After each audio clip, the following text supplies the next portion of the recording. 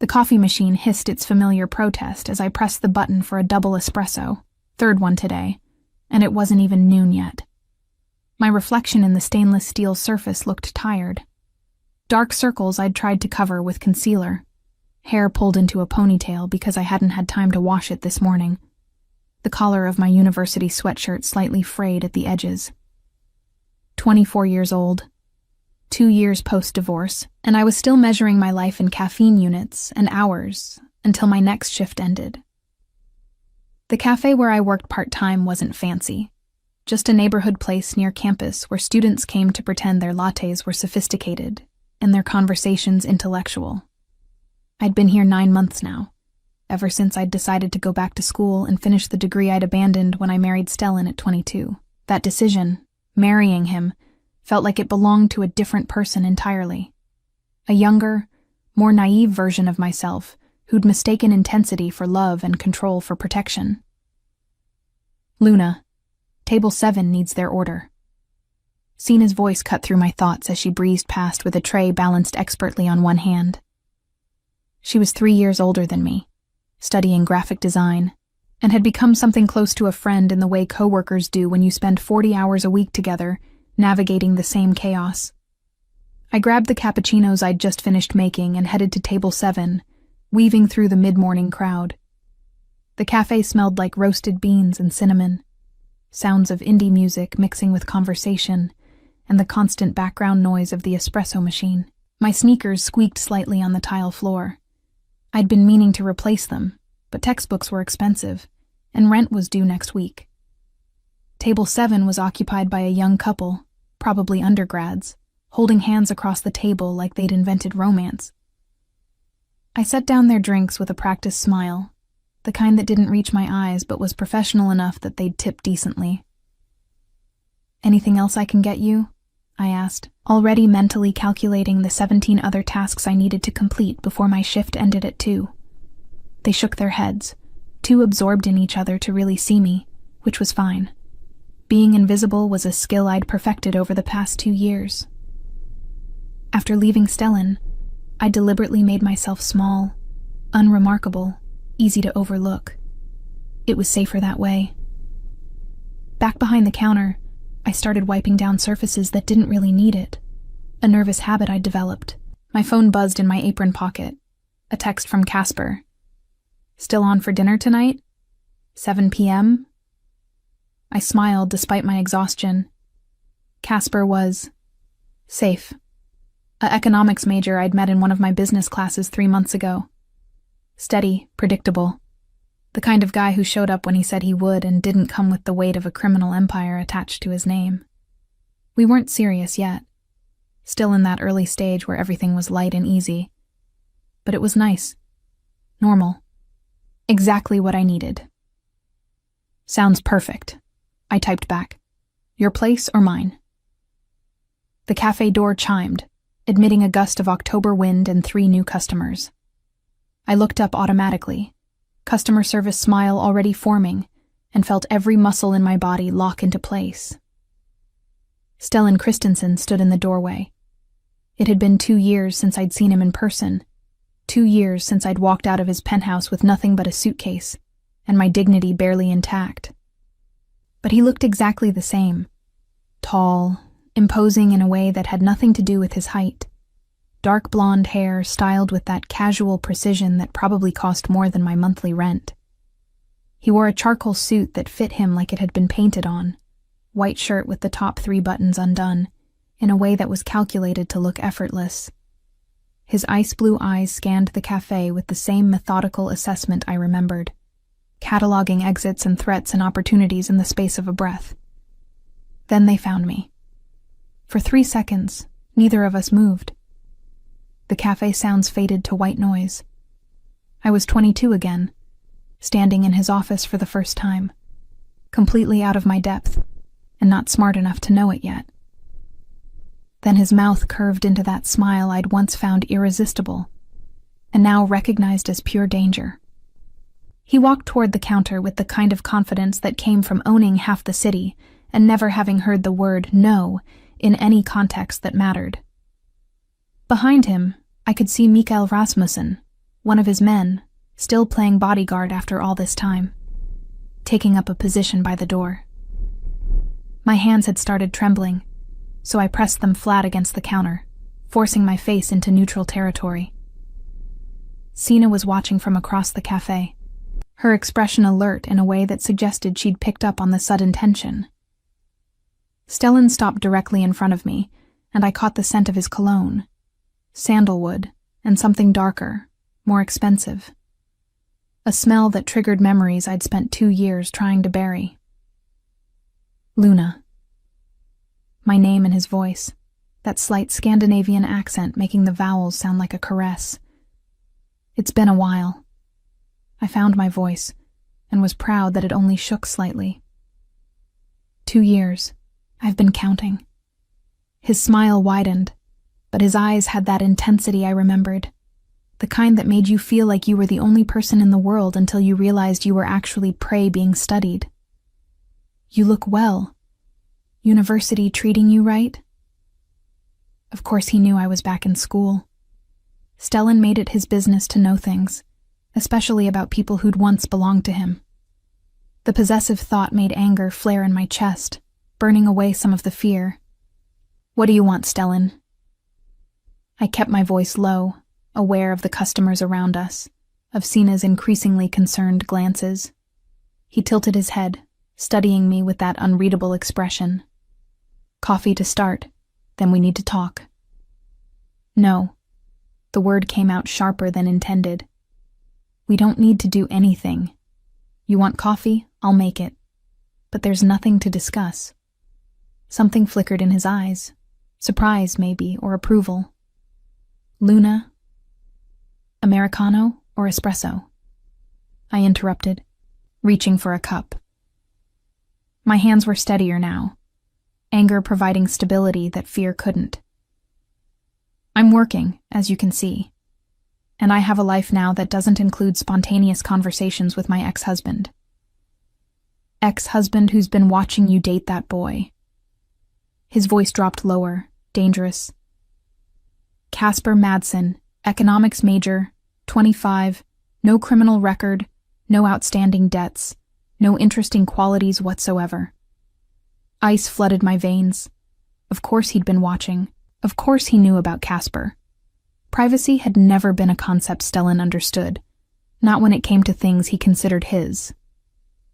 That boy, I said carefully, is none of your business. Nothing about my life is your business anymore. That was the point of the divorce. The divorce you demanded. He leaned forward slightly, lowering his voice so only I could hear. The marriage you ran from, without giving me a chance to fix things. Fix things? I actually laughed, the sound bitter. Stellan, you can't fix a foundation that was broken from the start. I was 22. I didn't understand what I was agreeing to. And now you do? He straightened, hands sliding into his pockets in that deceptively casual way that meant he was calculating his next move. Now, you're so wise and worldly at 24 that you're dating a boy who thinks taking you to chain restaurants is sophisticated? The condescension in his voice ignited something in me that had been dormant for 2 years. You know what? Yes. Yes, I am wiser now. Wise enough to know that a man who tracks my phone and investigates my boyfriend isn't someone I want in my life. Wise enough to understand that real love doesn't come with surveillance and control. His jaw tightened almost imperceptibly. I never controlled you. You owned half the city, Stellan. You decided where we lived, who we saw, what was safe. Every decision ran through your empire first. I grabbed a cup, started making his Americano with sharp, precise movements. I was an accessory, a pretty thing to keep in your penthouse while you ran your business. I want more than that. You think that boy can give you more? He watched my hands move, and I hated that his attention still made my skin feel electric. He can't protect you. Can't give you the life you deserve. Maybe I don't need protection. Maybe I just need respect. I set the finished coffee down harder than necessary, liquid sloshing slightly. $5. He pulled out his wallet, leather, expensive, probably Italian, and placed a $100 bill on the counter. Keep the change. Consider it a tip for the honesty. I don't want your money. Too late. It's already yours. He picked up the coffee, took a deliberate sip, eyes never leaving mine. We need to talk, Luna. Really talk, not this dance we're doing. There's nothing to say. Then why are your hands shaking? I looked down and realized he was right. Despite my anger, despite my words, my hands were trembling against the counter. I curled them into fists, refusing to give him the satisfaction. That's fear, not interest, I said flatly. You walked into my workplace, demonstrated that you've been stalking me, and implied threats against my boyfriend. Forgive me if I'm not jumping at the chance for a reunion. Something shifted in his expression, the confident smile faltering for just a moment. It wasn't a threat, just information. In your world, information is a weapon. In every world, information is a weapon. I taught you that. He set down the coffee, leaned forward again. Dinner. One dinner. Neutral location. No men, no surveillance. Just you and me, talking like adults. I have dinner plans already. Tomorrow, then. No. Luna. The answer is no, Stellan. I stepped back from the counter, creating physical distance because emotional distance wasn't working. I'm not interested in nostalgia or closure or whatever you think you need. We're done. We've been done for 2 years. Please respect that enough to leave. He studied me for a long moment, and I forced myself to hold his gaze, to not look away first like I used to. Finally, he nodded slowly, picked up his coffee. You're different, he said quietly. Stronger. I had to be. You don't survive divorce from a man like you by staying soft. A ghost of a real smile crossed his face. No, I suppose not. He turned toward the door, then paused, looking back over his shoulder. For what it's worth, Luna, I'm proud of you. Going back to school, building your own life. You're becoming who you were supposed to be. The compliment was so unexpected, so genuine, that I didn't have a response ready. By the time I processed it, he was already walking toward the exit, Mikael falling into step behind him. Sina appeared at my elbow the moment the door closed. Who the hell was that? My ex-husband. I reached for the $100 bill, crumpling it in my fist. And hopefully, someone I'll never have to see again. But even as I said it, I knew it was a lie. Men like Stellan Christensen didn't accept rejection. They regrouped, reassessed, and came back with different tactics. And despite everything, my anger, my fear, my hard-won independence, a small, stupid part of me wondered what he'd been about to say before I cut him off. My phone buzzed again. Casper, sending a photo of wine bottles with the caption, "Which one for tonight?" I stared at the image, at this normal, uncomplicated man who wanted nothing more than my company and didn't come with the weight of a criminal empire.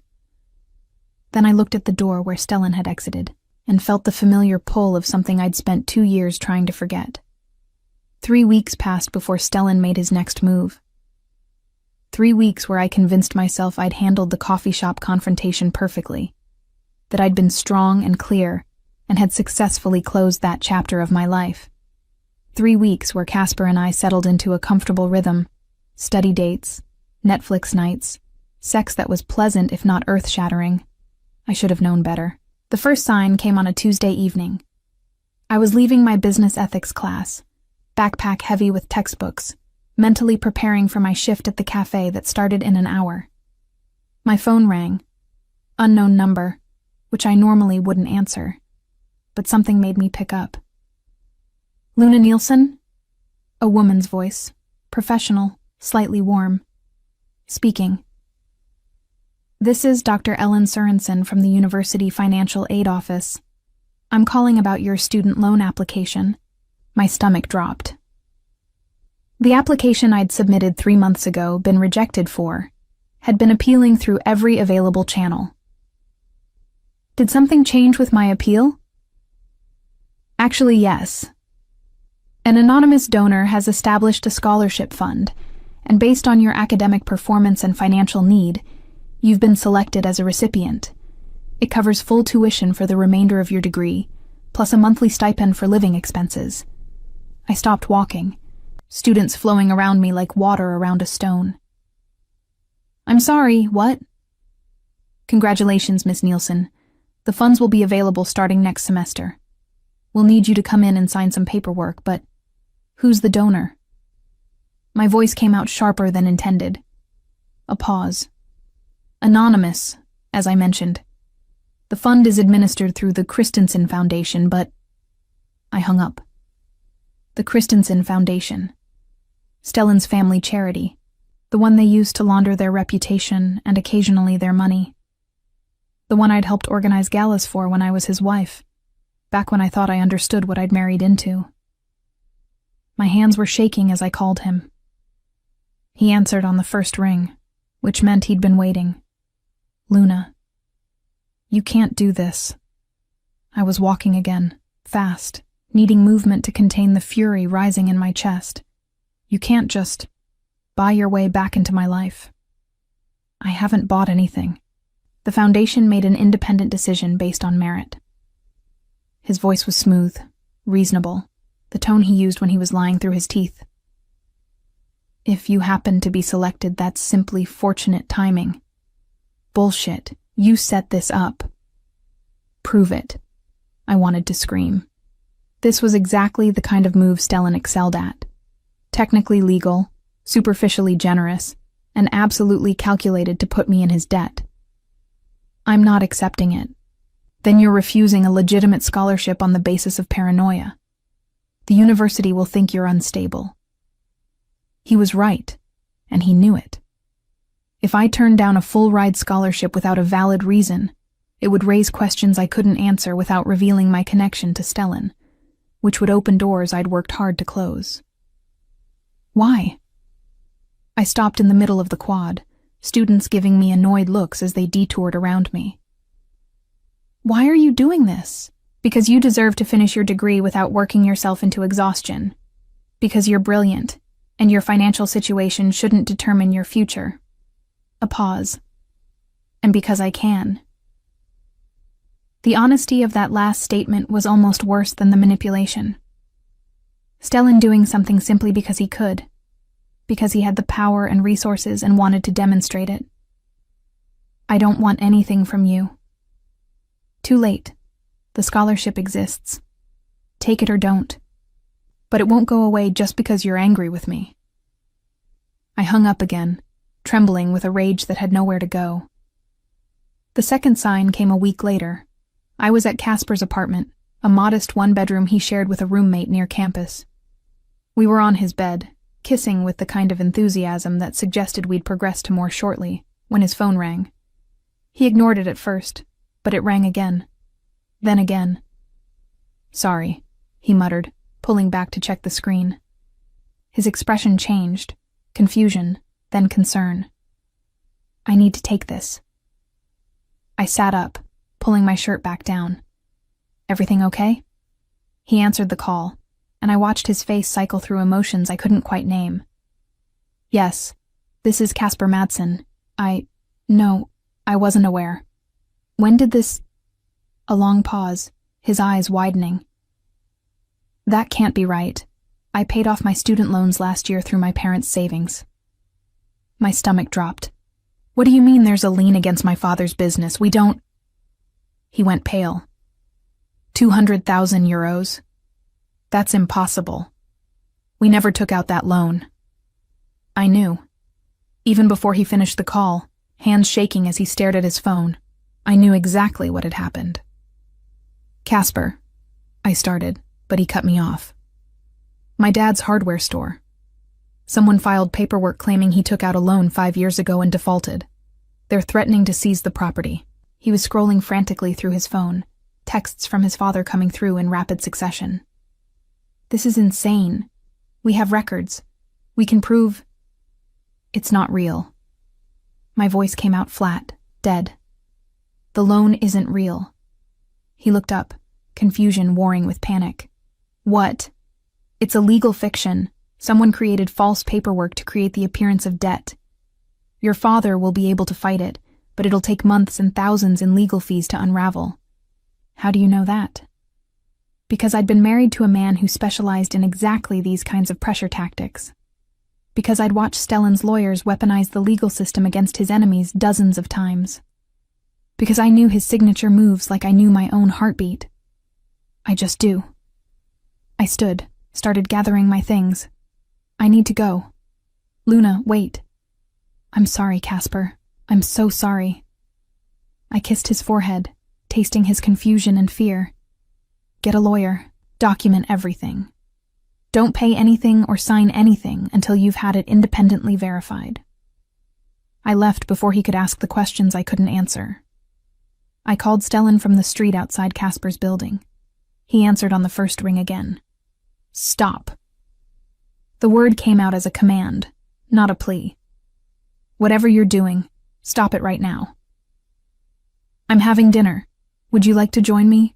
His voice carried that smooth amusement that made me want to reach through the phone and strangle him. You went after Casper's family. I have no idea what you're talking about. Stellan. Have dinner with me, Luna. Tonight. Come alone. Talk to me for 1 hour, and I'll ensure whatever issues your boyfriend's family is experiencing resolve themselves. The threat was barely veiled. Cooperate, or watch Casper's father's business crumble under the weight of legal fiction. This is extortion. This is an invitation to dinner. You're blackmailing me into dating you. I'm creating an opportunity for conversation. He paused, and when he spoke again, his voice had lost some of its smoothness. I'm not trying to hurt anyone, Luna. I'm trying to get your attention. You have it. My hand was clenched so tight around the phone that my knuckles had gone white. Congratulations. You've successfully demonstrated that you can destroy innocent people's lives to force me into a room with you. What a compelling argument for why we should be together. Silence. Then, Il Padrino. 8 o'clock tonight. Come alone. He hung up before I could respond. Il Padrino was the kind of restaurant that didn't list prices on the menu, because if you had to ask, you couldn't afford to be there. I'd been once before, years ago, when Stellan and I were married, and he'd wanted to impress some business associates. I remembered feeling impossibly out of place among the crystal and white tablecloths, like a child playing dress-up in her mother's clothes. I showed up at 8 wearing jeans and my university sweatshirt, partly because I refused to dress up for what was essentially a hostage negotiation, partly because it was all I had time to throw on after my shift at the cafe. The maitre d' took one look at me and clearly wanted to refuse entry, but then recognition flashed in his eyes. Or more likely, Stellan had warned him I'd be underdressed. He led me through the restaurant to a private room in the back, the kind reserved for people who didn't want witnesses to their conversations. Stellan stood when I entered, and I had to actively remind myself that good manners didn't erase bad behavior. He'd changed from whatever he'd been wearing earlier into a navy suit, hair perfectly styled, looking like he'd stepped out of a magazine spread on Scandinavian CEOs who definitely don't run criminal empires. You came. He sounded genuinely surprised. You threatened an innocent family to force me here. Of course I came. I took the seat across from him without waiting for him to pull out my chair. Let's get this over with. You have 1 hour. Talk.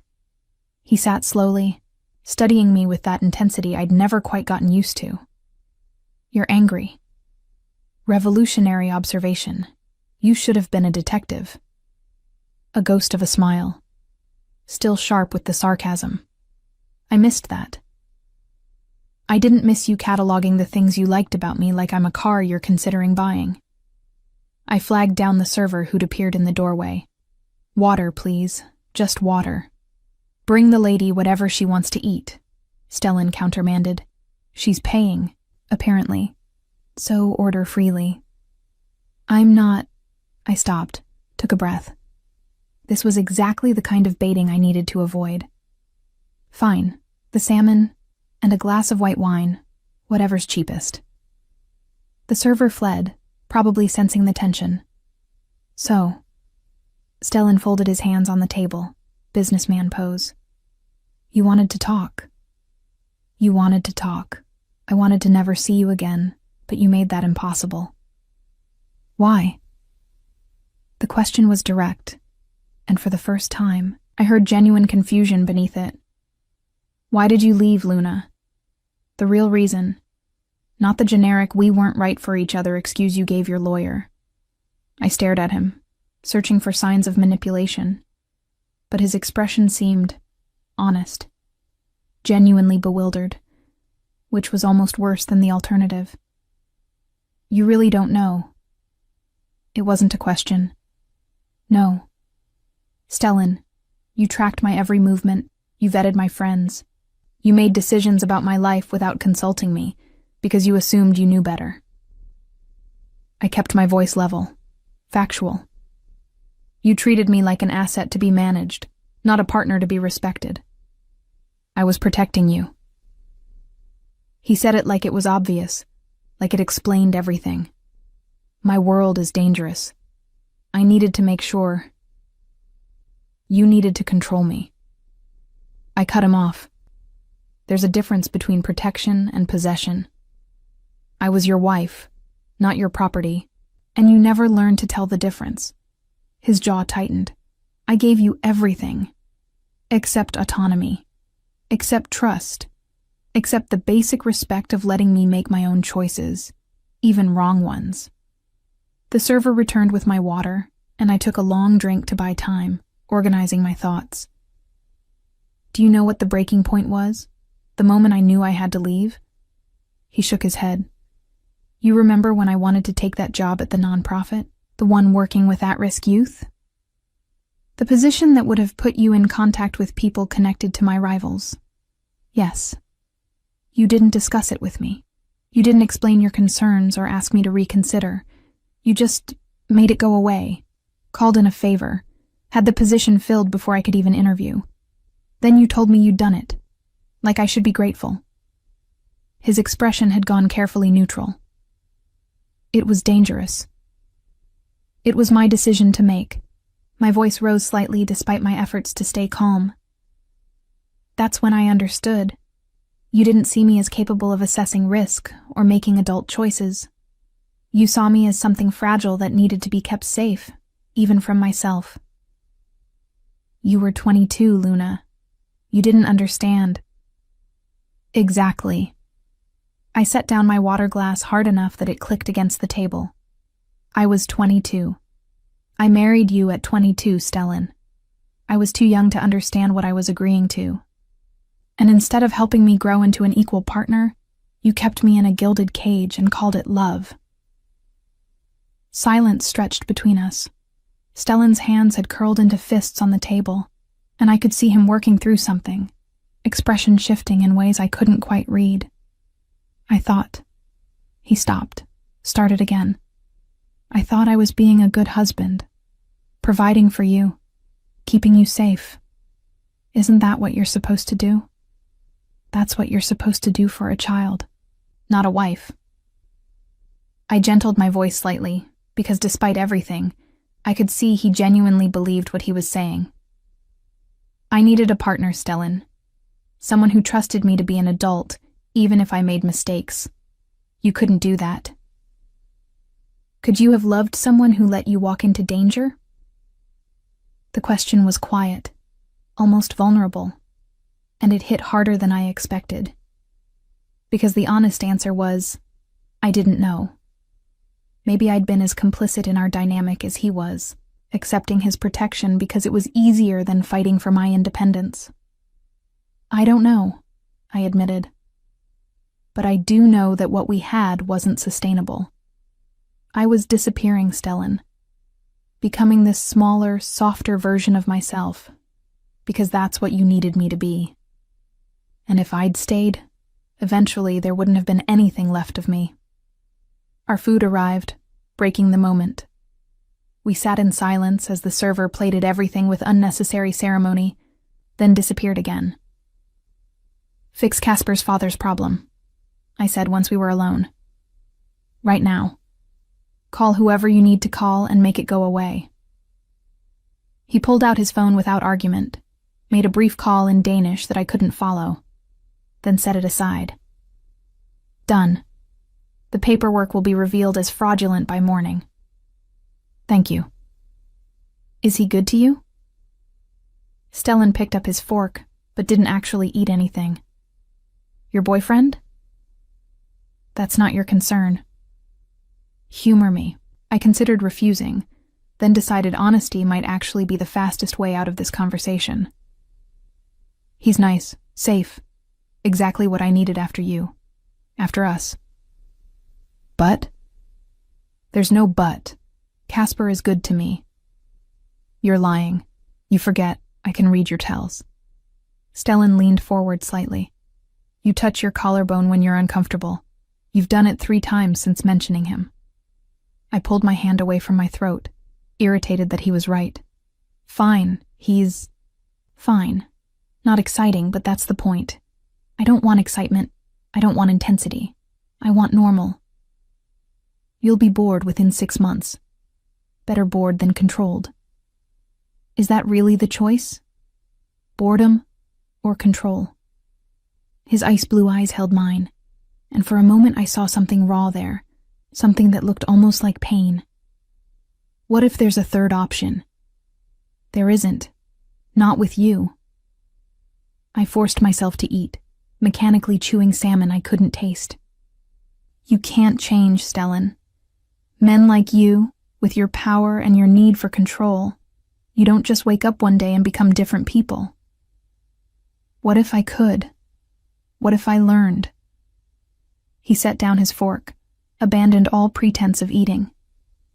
"You said I kept you in a cage. What if I tore down the bars? What if I proved I could be what you need?" My heart did something complicated in my chest, and I hated it. "Why would you do that?" "Because losing you was the worst mistake I ever made." His voice had gone quiet, intense in a way that had nothing to do with threat and everything to do with honesty. "Because I've spent 2 years pretending I was fine with the divorce, fine with you moving on. And then I walked into that cafe and saw you. Really saw you. Not the version of you I'd built in my head. And I realized I never actually knew you at all. I couldn't breathe properly." "Stellan, no, let me finish." He raised a hand, not touching me, just asking for space. "You were right. About all of it. I did treat you like something to be managed. I did make decisions for you instead of with you. And I convinced myself it was love because I genuinely believed keeping you safe was the most important thing I could do." He paused. "I was wrong. You can't just apologize your way out of this. I know. Words are cheap, especially mine. That's why I'm not asking you to come back. I'm not asking you to forgive me. I'm just asking for the chance to prove I can do better." "By stalking me? By threatening my boyfriend's family? That's your idea of doing better?" He had the grace to look ashamed. "I panicked. Seeing you with him, realizing you'd actually moved on. I reverted to old patterns. It was wrong. I'm sorry." I pushed my plate away, appetite completely gone. "I don't know what you want from me, Stellan." "Time. Just time. Let me show you I can be different. No surveillance, no interference. Just let me exist in your orbit again. Let me earn back the right to be in your life, even if just as a friend." "Why would I do that?" "Because part of you still cares." He said it with certainty, and I wanted to argue, but couldn't. "I see it in the way you react when I'm around. You're angry, yes. You have every right to be. But underneath the anger is something else. Something that recognizes what we had, even if it was broken. What we had hurt me. I know.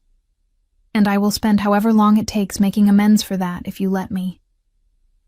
I sat back, studying him across the table. This vulnerable version of Stellan was unfamiliar, disarming. Part of me wanted to believe him, but I'd learned the hard way that wanting something didn't make it true. I need to think, I said finally, about all of this. Take all the time you need. I'm not going anywhere. He signaled for the check, despite my earlier claim that I'd pay. But Luna, one more thing. What? If he hurts you, your boyfriend, call me. Please. Not because I have a right to be involved in your life, but because I care about your well-being, and I always will, even if you never speak to me again after tonight. The sincerity in his voice undid something in my chest. I stood, needing to leave before I did something stupid like cry or, worse, forgive him. Goodbye, Stellan. Good night, Luna. He stood as well, the manners so ingrained they were automatic. For what it's worth, I really am proud of who you're becoming, even if I don't get to be part of it. I left before he could see my eyes water, before the dam I'd built 2 years ago could crack any further. Outside, the October air bit through my sweatshirt, grounding me. I pulled out my phone to call a rideshare, but my hands were shaking too badly to manage the app. A car pulled up, one of Stellan's, sleek and black, with tinted windows. The driver's window rolled down, revealing a woman I didn't recognize. Mr. Christensen arranged for your ride home, Miss Nielsen. Free of charge, no expectations. He said to tell you he understands if you prefer to find your own way. But the offer stands. I should have refused. Should have called my own car, maintained my independence. But I was exhausted and emotional and didn't want to spend money I didn't have on principle. Fine. I got in the back seat, gave my address. The driver didn't try to make conversation, which I appreciated. I watched Copenhagen roll past the windows. My city now, not his, even if his fingerprints were all over it, and tried to process what had just happened. Stellan claiming he'd changed.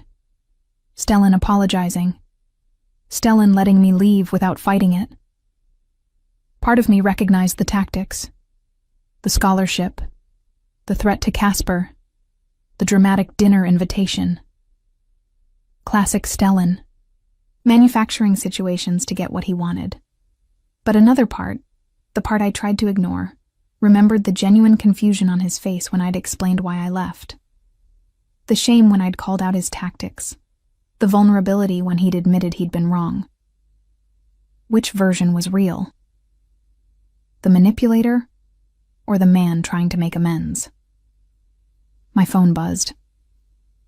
Casper. My dad's lawyer just called. The lien was fraudulent. Paperwork is being retracted. It's like it never happened. What the hell? I stared at the message, then typed, "That's great news. I'm glad it worked out." What else could I say? That my ex-husband had manufactured the crisis and then solved it to prove a point. That I'd just had dinner with someone who could destroy Casper's entire family on a whim? The car pulled up to my apartment building, modest, affordable mine. Everything Stellan's penthouse hadn't been. "Thank you," I told the driver. "Mr. Christensen asked me to give you this." She handed me a business card, simple and elegant. Stellan's private number, the one I deleted from my phone 2 years ago. "In case you need anything," the driver added. "No strings, just help if you want it." I took the card, knowing I should throw it away immediately. Instead, I slipped it into my pocket and headed inside, where my roommate was watching TV, and the dishes in the sink reminded me that this was real life, not the fantasy world Stellan tried to create. But as I got ready for bed that night, I couldn't stop thinking about his face when he'd said losing me was his worst mistake. And I hated that part of me wondered if he'd meant it. The weeks after that dinner blurred together in a haze of midterms, work shifts, and a growing sense of unease I couldn't quite name. True to his word, Stellan didn't contact me. No calls, no texts, no sudden appearances at the cafe. It should have been a relief. Instead, his absence felt somehow louder than his presence had been. Casper and I continued dating, but something had shifted. Maybe it was the secret I was keeping, the dinner with Stellan, the true reason behind his father's legal crisis. Maybe it was something deeper, a fundamental incompatibility I'd been ignoring because safe felt more important than right. "You're distracted," Casper said one evening in late November. We were at his place, supposedly studying for finals, but I'd been staring at the same page of my international business textbook for 20 minutes. "Sorry, just stressed about exams." The lie came easily, and I hated myself for it. He closed his laptop, giving me his full attention in that earnest way of his. "Luna, is everything okay? With us, I mean?" My stomach dropped. "Of course. Why would you ask that?" "Because you've been different since that weird thing with my dad's business. More withdrawn, like you're here physically, but somewhere else mentally." He reached for my hand, and I let him take it, even though it felt wrong. "Did something happen? Can I help?" The concern in his voice made guilt curdle in my chest. Casper was genuinely kind. He didn't deserve this, whatever this was. The half-truths, and the emotional distance, and the ex-husband I couldn't quite let go of. "I'm just overwhelmed," I said, which was at least partially true. "School and work and everything. It's not you." "Okay." But he didn't sound convinced. "You know you can talk to me, right? About anything?" Could I, though? Could I tell him that my ex-husband ran a criminal empire and had been manipulating both our lives from the shadows? That I'd had dinner with said ex-husband and hadn't mentioned it? That part of me, a traitorous, stupid part, had spent the last month replaying Stellan's words on an endless loop? "I know," I lied again. "Thank you." We had sex that night, and it was fine. Pleasant. Perfectly adequate. But as Casper fell asleep beside me afterward, I stared at the ceiling and acknowledged what I'd been avoiding. I wasn't being fair to him. He deserved someone who was all in, not someone comparing him to a man who'd hurt her, but also understood her in ways that felt dangerously like destiny. The truth about Casper revealed itself 2 weeks later, the week before Christmas break. I'd finished my last exam early and decided to surprise him at his apartment with coffee and those cinnamon rolls he liked from the bakery near campus. We'd been together 4 months now, long enough that showing up unannounced should have felt comfortable, not invasive. I used the spare key he'd given me last month, balancing the coffee carrier and bakery bag while trying to turn the lock. Inside, I could hear voices, Casper's and someone else's. Female. Maybe his roommate had a girlfriend over. I pushed open the door, calling out, "Hey, I brought breakfast." The words died in my throat. Casper was on the couch. With a woman. Specifically, underneath a woman. Both of them in various states of undress that made their activity perfectly clear. Time did that thing where it slows down and speeds up simultaneously. I saw everything in hyper-real detail. The woman's blonde hair spilling across Casper's chest, his hands on her waist, the shocked expression blooming across both their faces as they realized I was standing there. The coffee carrier slipped from my numb fingers, hitting the floor with a catastrophic splash of hot liquid and shattering ceramic. "Luna?" Casper scrambled up, pulling on his pants with frantic movements. Shit, this isn't what?" My voice came out remarkably steady considering the floor had just dropped out from under me. "Isn't you fucking someone who isn't your girlfriend?" The blonde woman had the grace to look embarrassed as she gathered her clothes. "I'm so sorry. I didn't know he had... Get out." I didn't raise my voice, but something in my tone made her move faster, fleeing toward the bathroom to dress. Casper had his pants on now, was reaching for his shirt. "Luna, please. Let me explain." "How long?" I asked, still standing in the doorway, coffee pooling around my shoes. We're not. He ran his hands through his hair, the same gesture he used when struggling with a difficult problem set. It just happened. A few times. I didn't mean for it to. How long? Each word precise, controlled. A month. Maybe 6 weeks. He looked genuinely miserable, which only made it worse. But it wasn't serious. It was just, "You've been so distant lately." And she was there. And I'm sorry. I'm so sorry. A month. Maybe 6 weeks. Which meant this had started right around the time Stellan had come back into my life. When I'd been distracted and withdrawn and emotionally unavailable because I was too busy wrestling with my past to be present in my current relationship. The worst part? I wasn't even that hurt. Embarrassed, yes. Angry at the deception, absolutely. But not devastated. Not heartbroken. Which probably said everything about the relationship that needed to be said. "We're done," I said simply. "Luna, please. Can we talk about this?" He took a step toward me, and I held up a hand to stop him. "There's nothing to talk about. You cheated. I'm leaving. That's the entire conversation." I turned toward the door, then paused, looking back. "For what it's worth, Casper, you were right. I was distant. I wasn't fully present in this relationship, and that's on me. But cheating was still a choice you made. Own it." I left before he could respond, before the blonde woman could emerge from the bathroom, before I had to process any of it beyond the immediate facts. In the elevator, my phone buzzed. Unknown number. Against my better judgment, I answered. "What? Luna?" Stellan's voice concerned. "Are you all right?" Of course he knew something was wrong. He probably had surveillance on Casper's building, had watched me arrive and leave in under 5 minutes, had calculated exactly what that meant. "How did you—" "Never mind. I don't want to know." I stepped out into the cold December morning, my coat suddenly inadequate against the wind. "What do you want?" "I'm sending a car. Where are you?" "I don't need your car." "Luna, you sound upset. Please, just let me—" "Your instincts were right."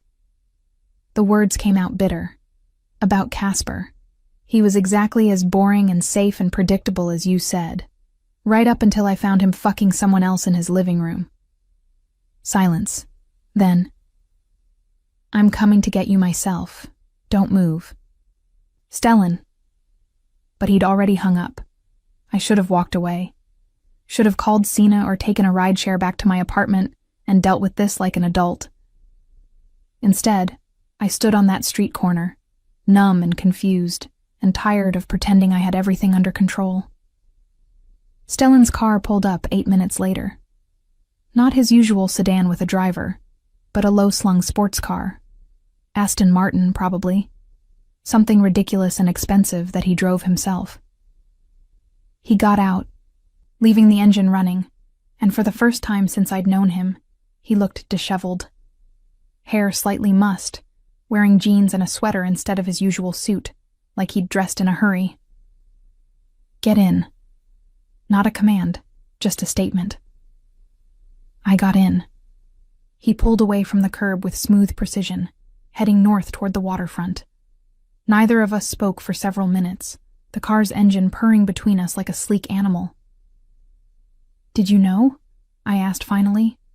"About his infidelity?" "No, I would have told you." He glanced at me briefly before returning his attention to the road. "I had someone keeping an eye on him for security purposes, but we weren't monitoring his personal activities. That would have been."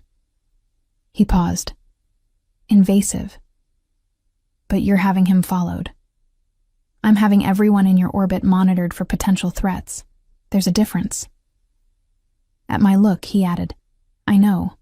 I said I wouldn't interfere. But I can't turn off the part of me that needs to know you're safe." "That's the problem, Stellan. You see protecting me and controlling me as the same thing." I'm working on understanding the difference. He pulled into a parking lot near the harbor, killed the engine. Come on. Where are we going? Somewhere we can talk without you being in shock on a street corner. He got out, and after a moment's hesitation, I followed. The somewhere turned out to be a high-rise apartment building with views of the water, all steel and glass and money. Of course. Stellan's solution to emotional crisis was always more luxury, as if expensive environments could cushion any pain. But when we entered the penthouse, I realized something was different about this place. It wasn't lived in.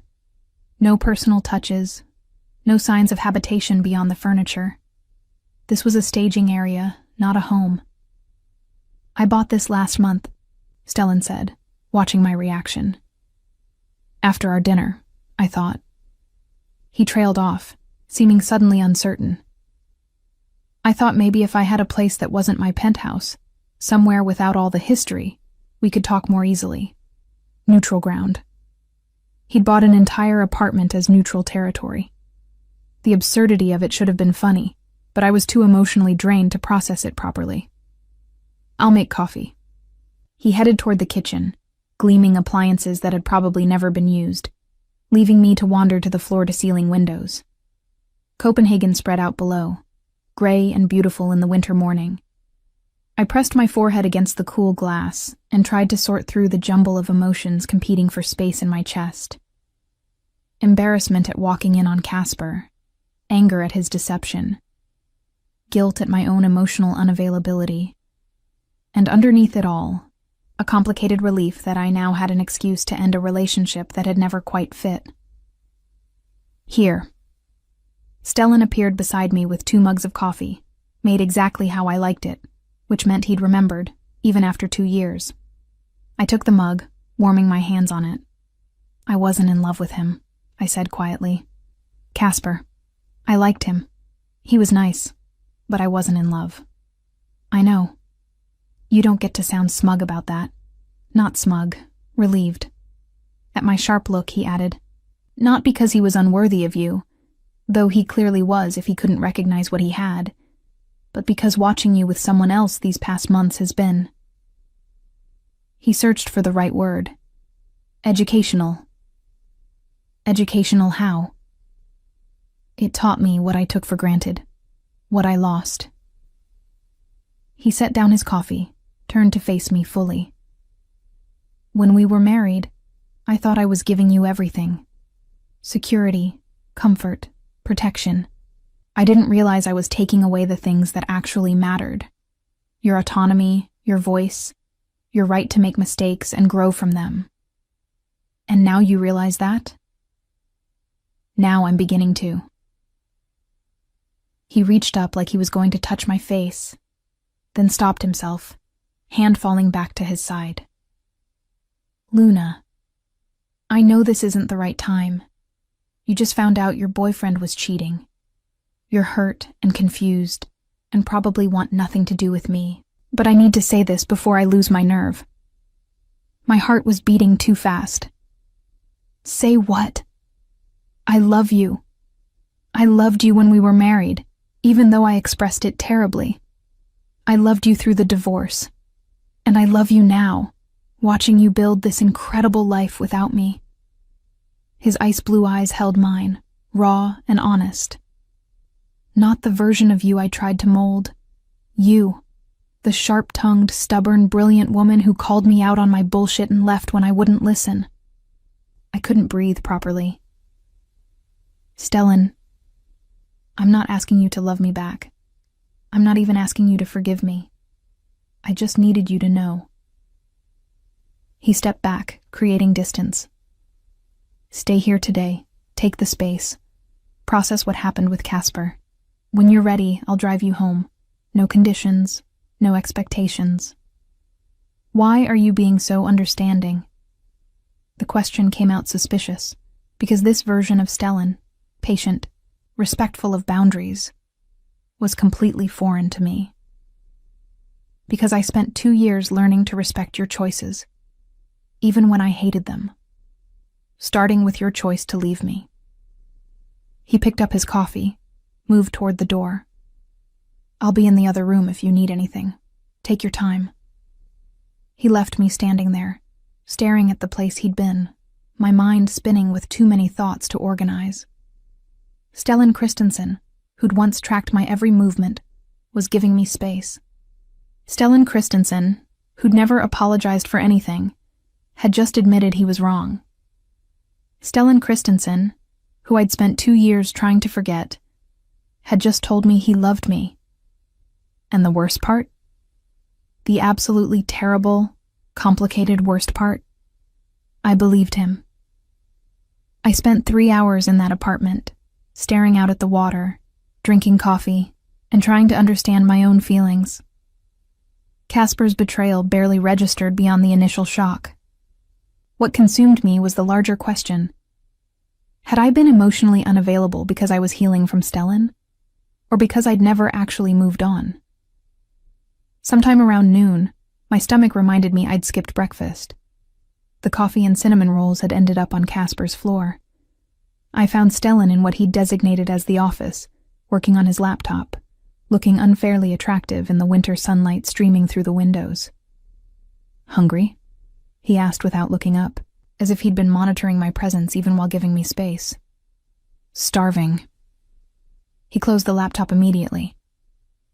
"There's a restaurant downstairs, or I can order delivery, whatever you prefer." "Downstairs is fine." I paused. "Thank you. For this. For not. Pushing." "I'm learning." He stood, grabbed his jacket from the back of the chair. "Slowly, but I'm learning." The restaurant was the kind of upscale casual that only existed in buildings like this. Exposed brick and Edison bulbs, menu prices that made me wince internally. Stellan read my expression and smiled slightly. "My treat. Before you argue, consider it payment for tolerating my presence during a difficult day." We ordered, pasta for me, steak for him, and fell into a strange, tentative conversation.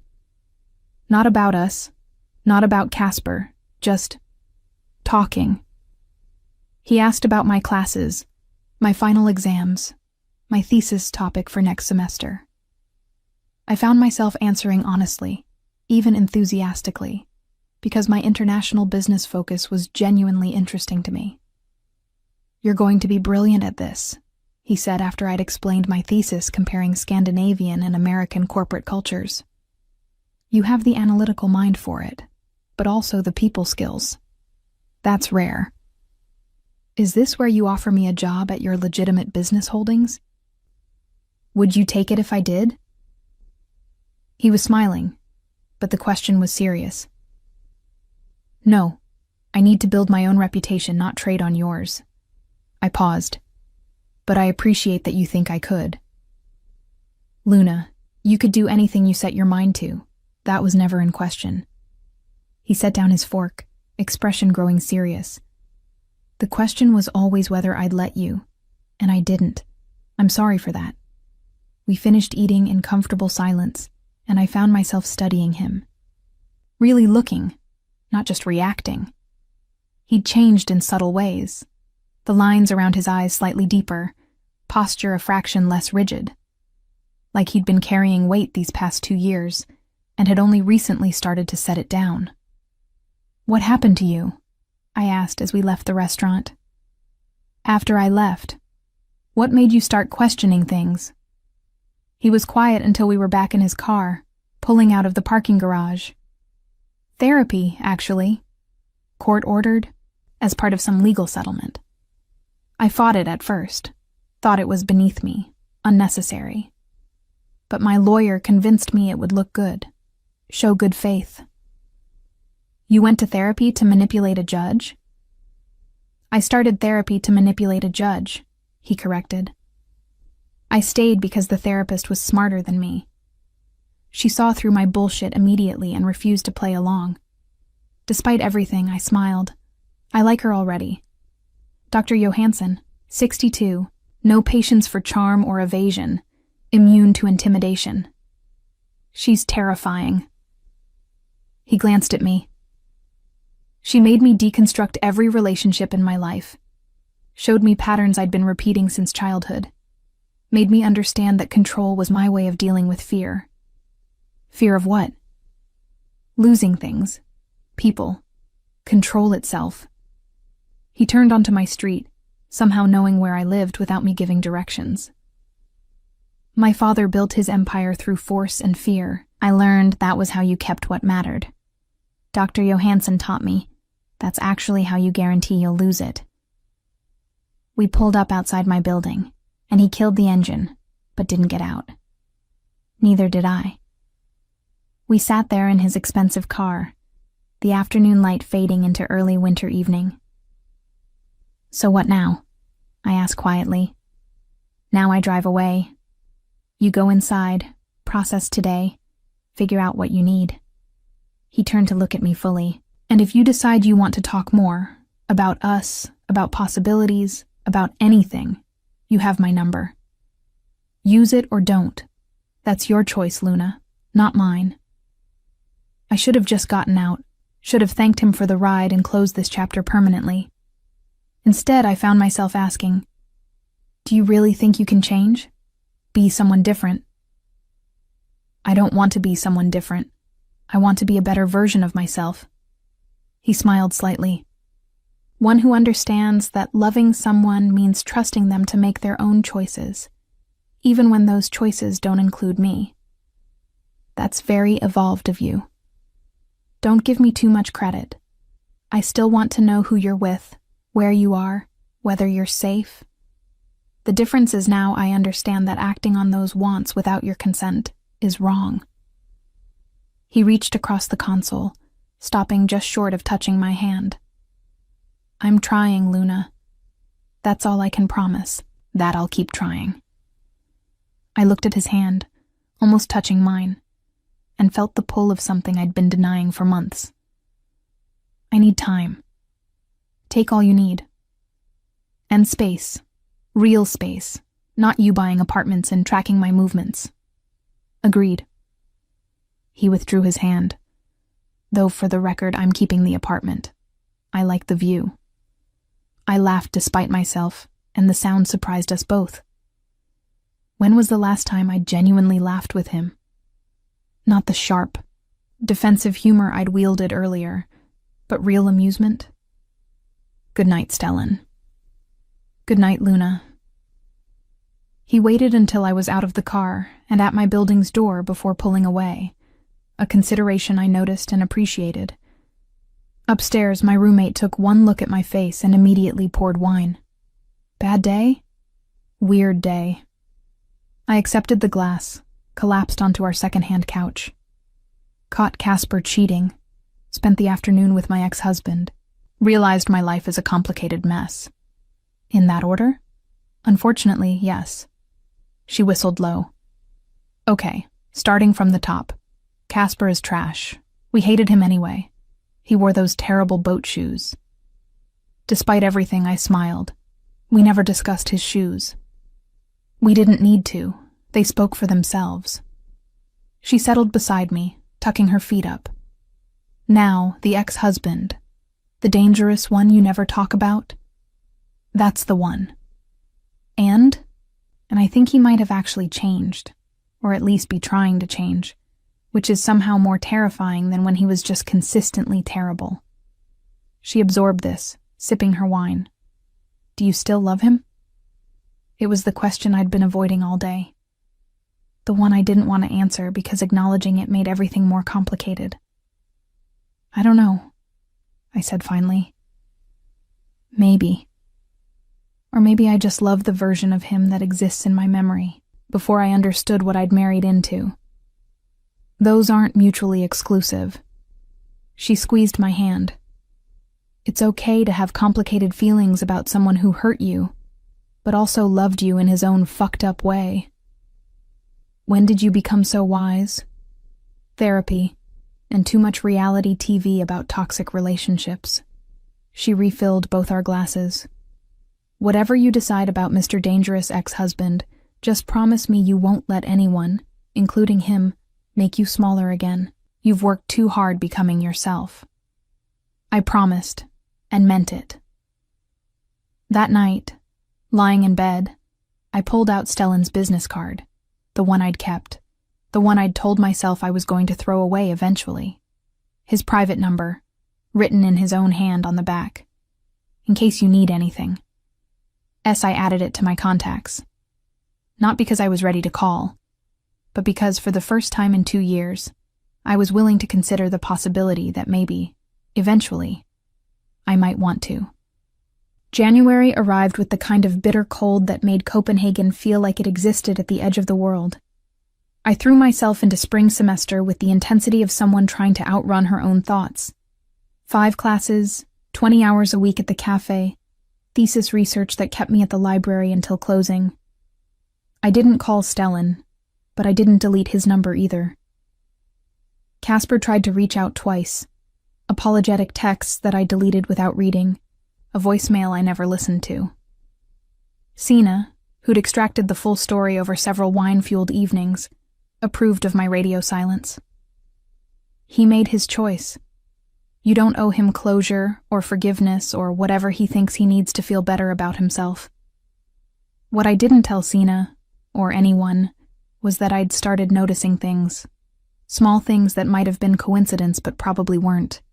The scholarship fund that had mysteriously appeared last semester? It expanded, now covering not just tuition, but also textbooks and a larger monthly stipend. When I'd called the financial aid office to question it, they'd insisted it was merit-based, completely legitimate, tied to my academic performance. The cafe where I worked got a new espresso machine, top of the line, worth more than my car would be if I owned one. The owner claimed it was a gift from a satisfied customer who wanted to remain anonymous. My apartment building suddenly had functioning heat for the first time in 3 years.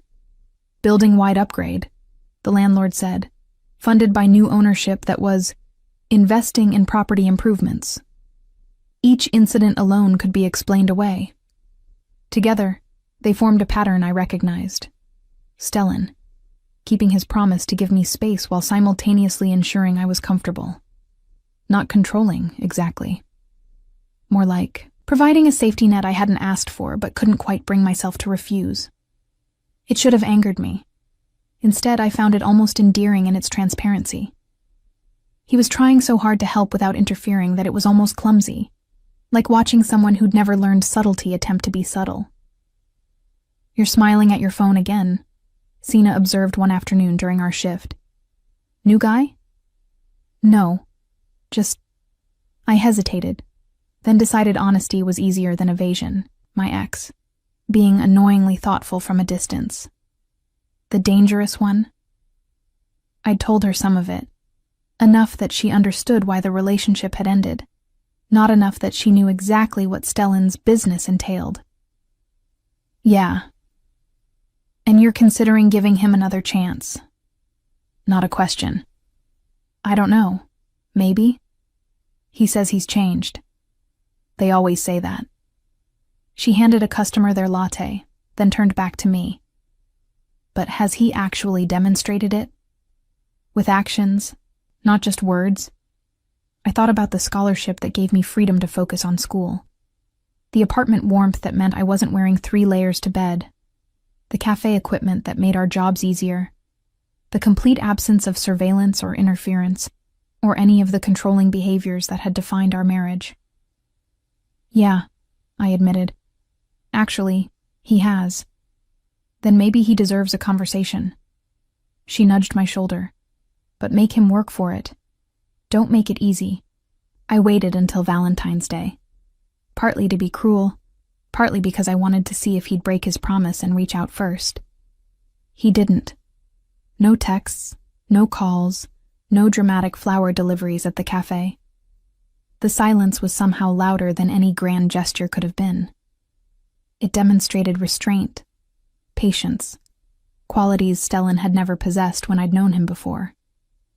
At 8 p.m. after my shift ended, I stood outside the cafe in the February darkness and pulled out my phone. Stared at his contact for a full minute before my thumb moved. "Are you free to talk?" The response came within seconds, which meant he'd been waiting, hoping. "Always. For you. Always." The apartment. The one with the water view. Can we meet there? I'll be there in 20 minutes. I took the subway, declined the rideshare he probably wanted to send, and arrived at the building before him. The doorman, clearly briefed, let me up without question.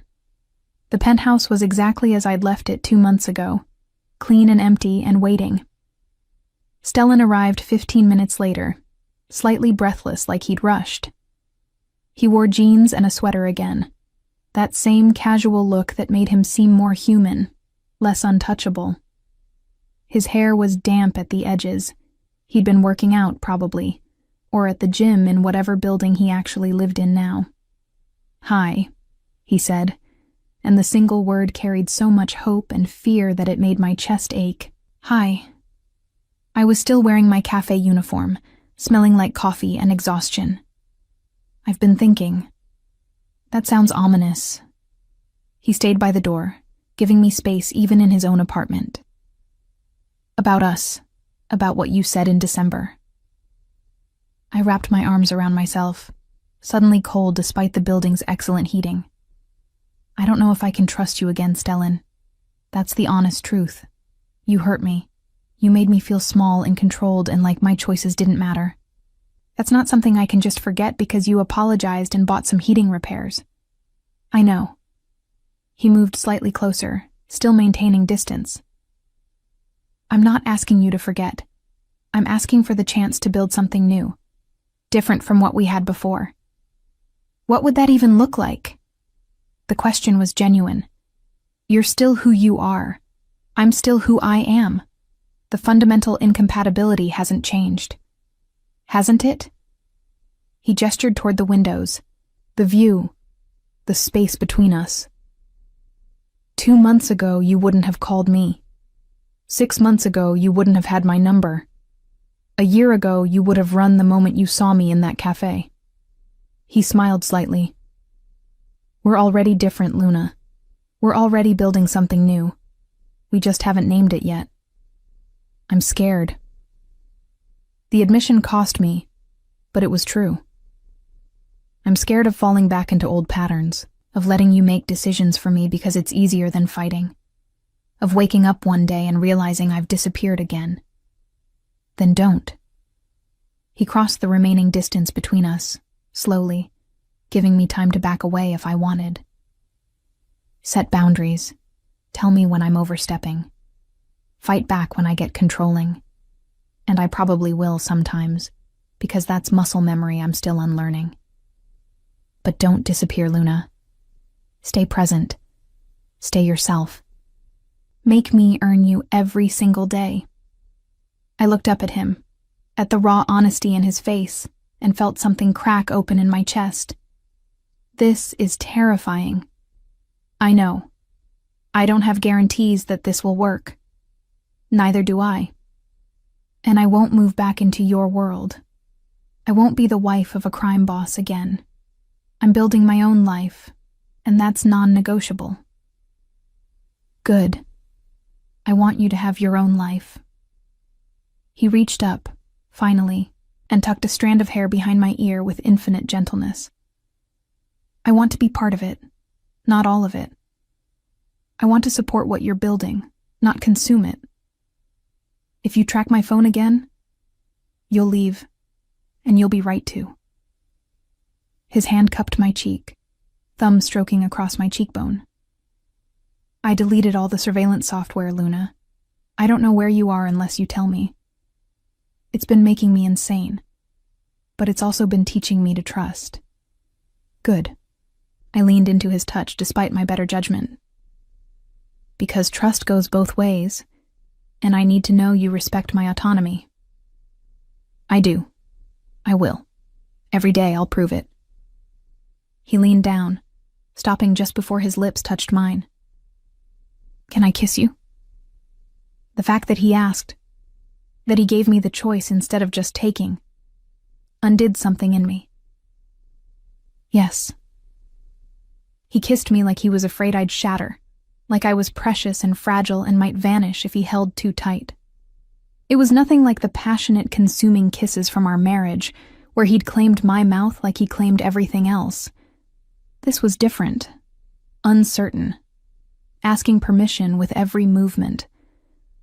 I kissed him back, letting 2 years of anger and hurt and confused longing pour into the contact.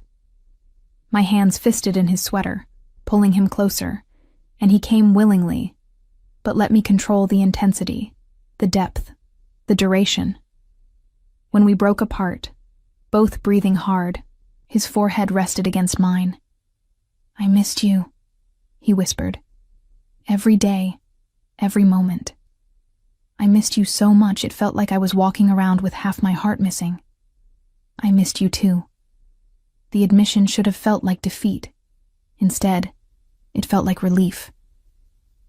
I tried not to. I tried to move on and forget and build a life where you didn't exist. But I couldn't. What does this mean? He pulled back slightly to look at me. For us. What do you want this to be? I don't know yet. Not a marriage, not right now. Maybe not ever. I held his gaze steadily. But maybe something new. Dating, but as adults who understand each other better. With boundaries and honesty and the understanding that I can walk away anytime I need to. I'll take it. He kissed me again, softer this time. Whatever you're willing to give, I'll take it, and I'll keep proving I deserve more. We spent the rest of the evening talking, really talking in a way we never had during our marriage. I told him about my thesis, my career goals, my fear that I'd never be truly independent because I'd always be defined by my connection to him. He told me about therapy, about deconstructing his relationship with his father, about the parts of the family business he was systematically divesting from because he wanted something cleaner for his future. "I can't walk away entirely," he admitted around midnight, both of us sitting on the floor with takeout containers scattered between us.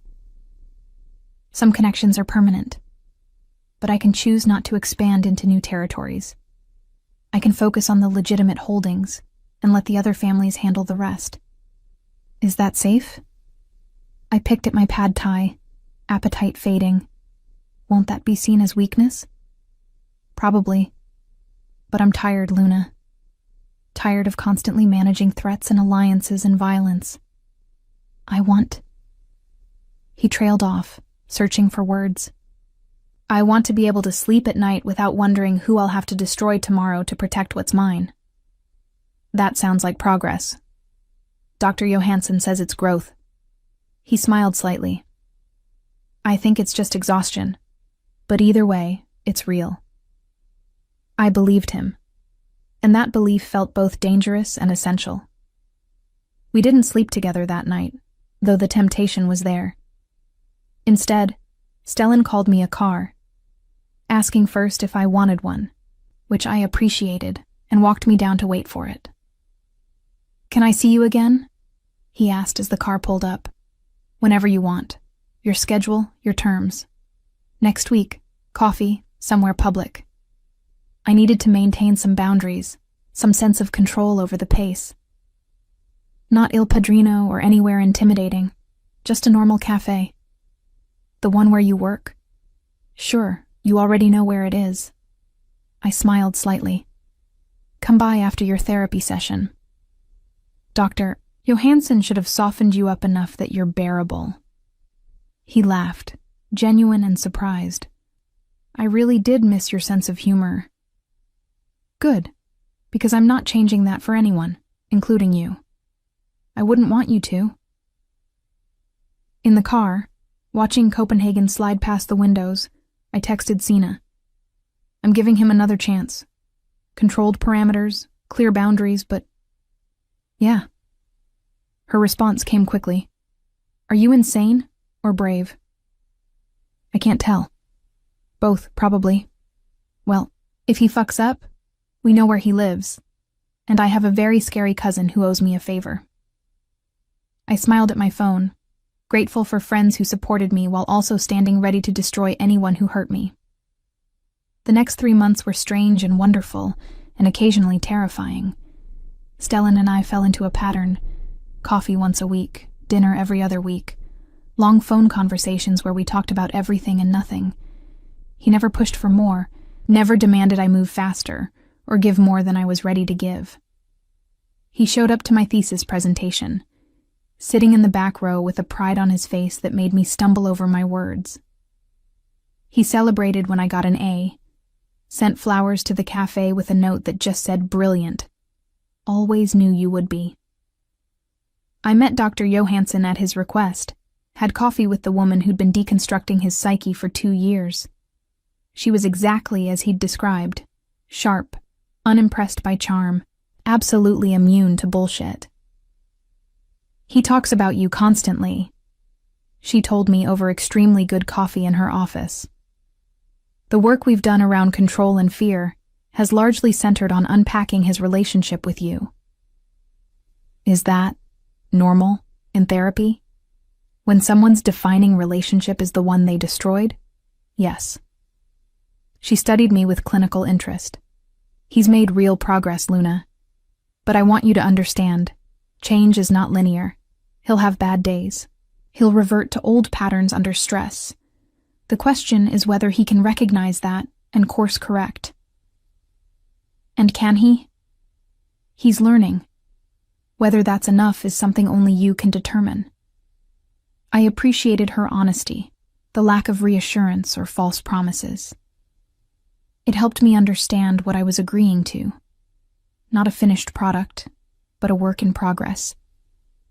In April, Stellan invited me to his actual home for the first time since the divorce. Not the penthouse I'd fled from, but a new place. A townhouse in a quiet neighborhood, modern but warm, with a garden that surprised me. When did you become someone with a garden? I asked, touring the small space where early spring flowers were starting to bloom. When I realized I needed something living to take care of, that wasn't a criminal enterprise. He stood beside me, hands in his pockets. Dr. Johansson suggested it. Said I needed to learn nurturing instead of just protecting. How's that going? Half the plants died last month. But I'm learning. He pointed to a cluster of tulips. Those are new. I planted them thinking about you. Stubborn, beautiful, returning every spring no matter how harsh the winter was. The metaphor was heavy-handed, but I found myself touched anyway. That's almost poetic. Don't get used to it. I'm terrible at romantic gestures that aren't expensive and empty. This isn't empty. I turned to face him, taking in the care he'd put into this space, this life he was building separate from his empire. This is real, Stellan. Imperfect and uncertain, but real.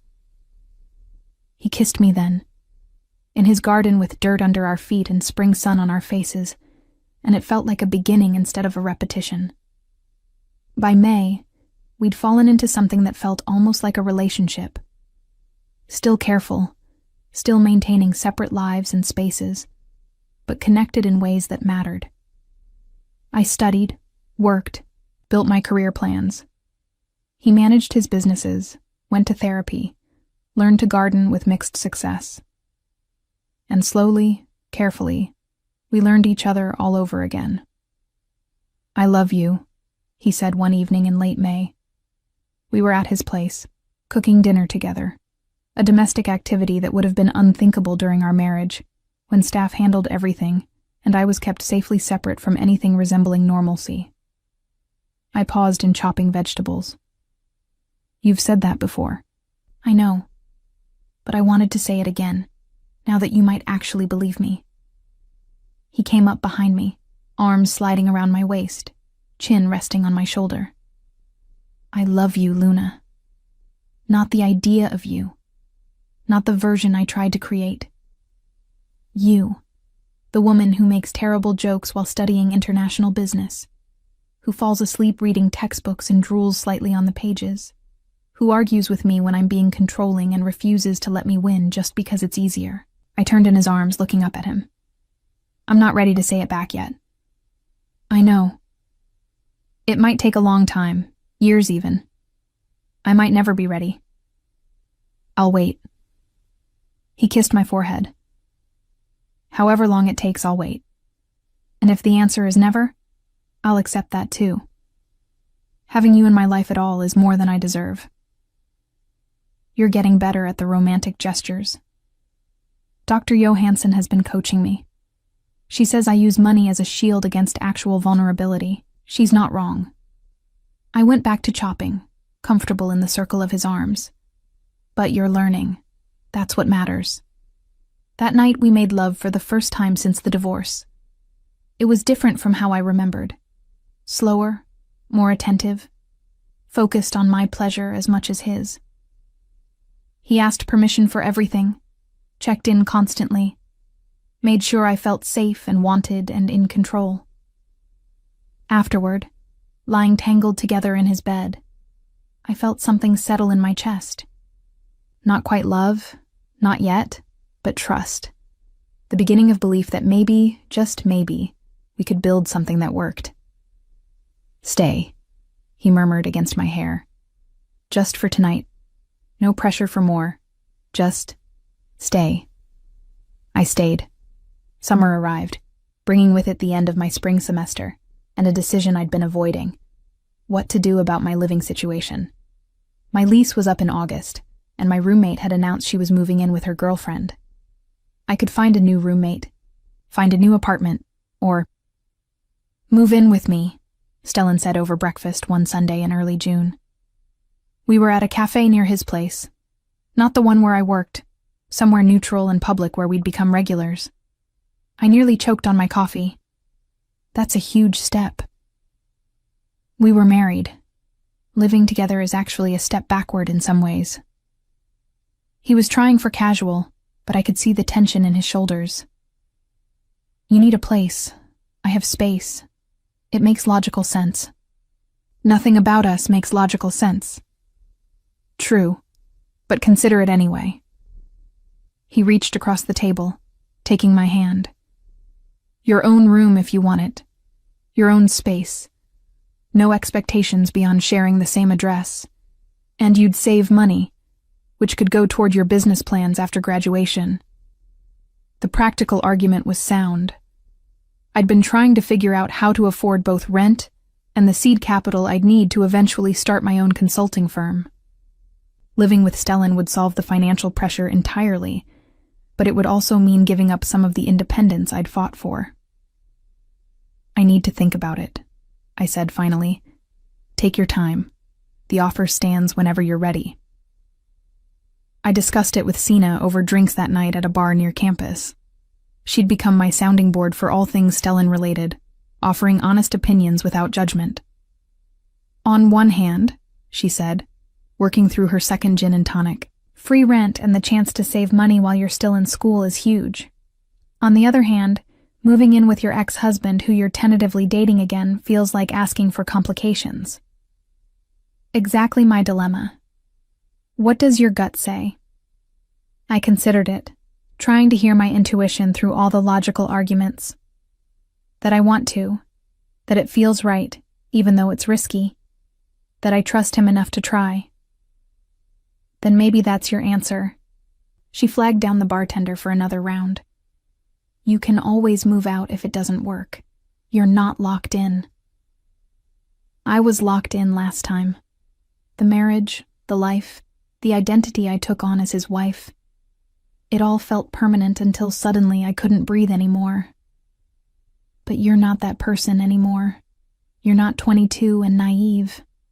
You know what you're walking into this time, and you have the tools to walk out if you need to. She squeezed my hand. Give yourself credit for how much you've grown.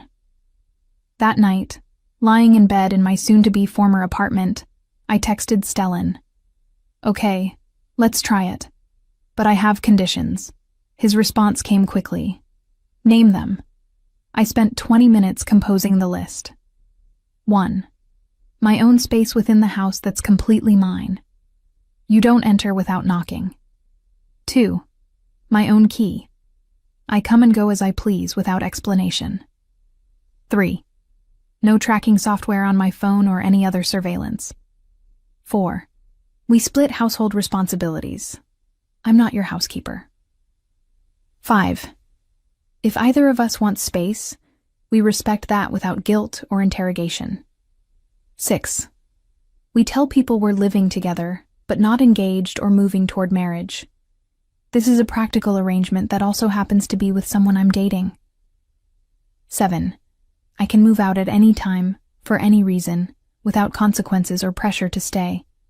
His response took longer this time. Agreed to all. Can I add one condition of my own? What? That you promise to tell me if I'm slipping into old patterns. I can't fix what I don't know is broken. I smiled at my phone. Deal. Moving day was surreally domestic. Stellan hired movers, of course he did, but I insisted on packing my own things, maintaining some control over the process. The townhouse had a third-floor room he designated as mine, with its own bathroom and enough space for my books, desk, and the small life I'd built post-divorce.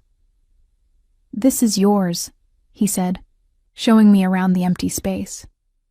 Furniture, decoration, everything. Your choice. I'll fund it, but you decide what it looks like. I walked through the room, imagining it filled with my things, my personality. The window overlooked his garden, which had improved significantly since April. The tulips were gone, replaced by summer flowers I couldn't name. Okay, I said finally. I can work with this. He smiled, relief obvious. Good, because I've been terrified you'd change your mind. I still might. This is a trial run, remember? I remember. Over the next week, I slowly transformed the space into mine. A comfortable reading chair by the window, bookshelves for my textbooks and the novels I read for pleasure, a desk where I could work on my thesis, string lights that made the space feel cozy rather than sterile.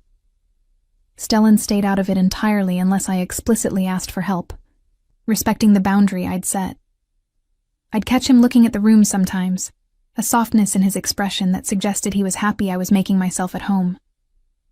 We fell into rhythms, morning coffee together before our respective days, him to his offices, me to classes or the cafe, dinner several nights a week, either cooking together or ordering in, weekends that included both shared time and separate space.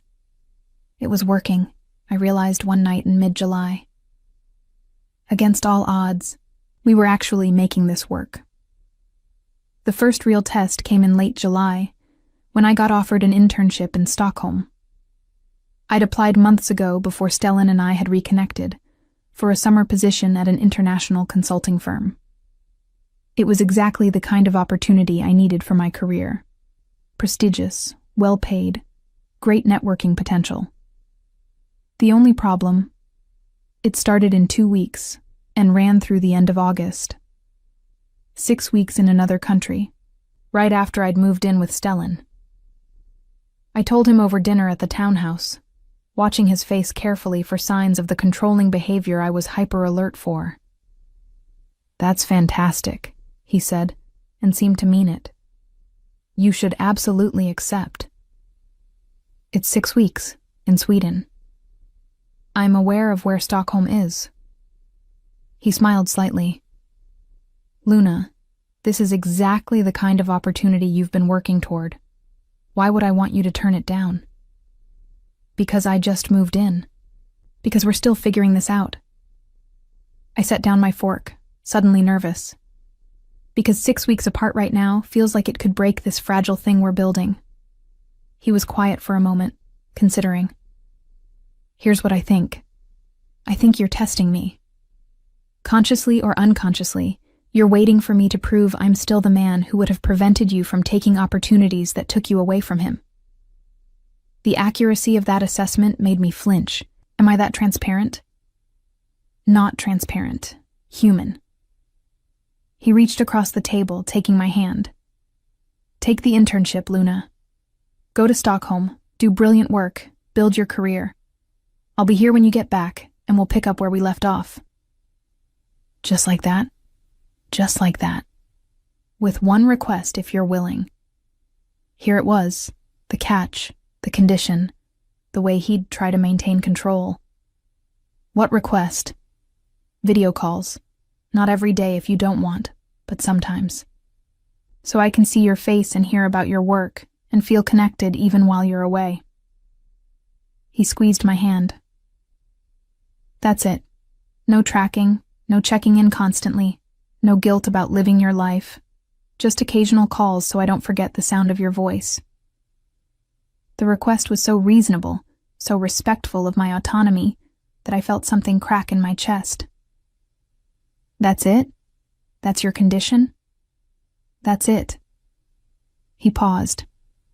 Well, that and maybe you bring me back some of those Swedish chocolates. The ones in the blue box. I laughed, tension releasing. I can probably manage that. Then we have a deal. He raised his wine glass. To your Stockholm internship and the brilliant career you're building. I'm proud of you, Luna. So fucking proud. We clinked glasses, and I felt something shift between us. Trust deepening, belief solidifying, the understanding that he really had changed, that he was capable of supporting my independence instead of crushing it. Stockholm was everything I'd hoped. Challenging work, brilliant colleagues, a city that felt both foreign and familiar. I threw myself into the internship, determined to prove I deserved to be there. True to his word, Stellan didn't crowd me. We video called twice a week, conversations that ranged from updates about work, to discussions about his therapy sessions, to comfortable silence while we both read, connected across the distance. How's the garden? I asked during one call in early August, propped up in my tiny Stockholm apartment. Thriving. I think the plants like me better when you're not here to compare my nurturing skills to yours. He smiled from his own screen, his office visible behind him. Though I miss having someone to share it with. Only 2 more weeks. I'm counting. His expression grew serious. Luna, there's something I want to talk about. My stomach dropped. That sounds ominous. Not ominous. Just important. He ran a hand through his hair, a nervous tell I'd learned to recognize. I've been thinking about my business interests, the less legitimate ones. Okay? I'm divesting completely. Not just pulling back, but actually selling off those holdings to other families, getting out entirely. I sat up straighter. Stellan, that's huge. Are you sure? Won't that create problems?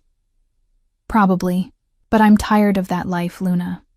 Tired of the constant threat of violence, the moral compromise, the fear that someday the people I care about will be targeted because of me. He leaned closer to the camera. I want to build something clean, something I can be proud of, that won't require constant vigilance and ethical gymnastics. What will you do instead? Focus on the real estate holdings, the restaurants, the legitimate investments. It's not as exciting, but it's also not going to get anyone killed. He smiled slightly. Dr. Johansson says this is what real growth looks like. Choosing a different path even when it's harder. I'm proud of you. The words came out soft but genuine. That takes real courage. I'm terrified. The admission was vulnerable, raw. My father built that empire. Walking away from it feels like betraying him, even though I know intellectually that it's the right choice. Your father built his empire for his circumstances, his time. You're building yours for your life, your future. I paused. For our future, maybe. His eyes brightened. Our future? Maybe. If we keep doing this. If we keep growing together instead of destroying each other. I smiled. No promises, but maybe. Maybe is enough. He looked so hopeful, so genuinely happy, that I felt my heart expand. I'll take maybe. I'll take whatever you're willing to give. After we hung up, I sat in my Stockholm apartment and acknowledged what I'd been avoiding. I was falling in love with him again.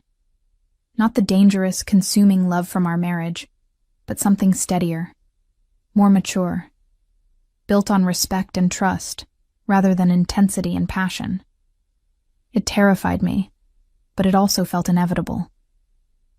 I returned to Copenhagen in late August to find Stellan's townhouse transformed. Not dramatically. He hadn't redecorated or changed anything structural. But there were small touches that showed he'd been thinking about me. Fresh flowers in my room, my favorite coffee beans in the kitchen, a package on my desk, the books I'd mentioned wanting to read, purchased and waiting. "Welcome home," he said when I walked in, and the word home didn't feel wrong anymore. I missed this place. I set down my bags, looking around at the space that had become ours. "I missed you." "Yeah?" He crossed to me, pulling me into a hug that felt like safety. "Enough to stay. For now. We'll see how the semester goes. I'll take for now." He kissed the top of my head. "How was Stockholm?" I told him about the internship over dinner, the projects I'd worked on, the connections I'd made, the job offer I'd received to return after graduation for a full-time position. He listened with genuine interest, asking questions that showed he understood the significance of what I'd accomplished. "Are you going to take it?" he asked. "The Stockholm position?" "I don't know. It's an incredible opportunity, but it would mean leaving Copenhagen." Leaving. I trailed off, not quite ready to finish that sentence. "Leaving me," he completed gently. "It's okay to say it, Luna. If you take the Stockholm job, we'd have to figure out long distance or make difficult choices about our future. Would you move there, if I took it?" He considered this seriously. "I don't know. My businesses are here, my therapy is here, my life is here. But you're here too, and you matter more than any of those things." He took my hand. "Can we table this discussion until you actually have to decide? No point in borrowing worry from the future." "When did you become so wise?" "Therapy." He grinned. "Turns out paying someone $200 an hour to call you on your bullshit is surprisingly effective." That night, lying in my own bed in my own room in the house I shared with Stellan, I felt something I hadn't experienced in years. Contentment. Not perfect happiness. We still had issues to work through, decisions to make, trust to rebuild. But contentment. The sense that I was exactly where I needed to be.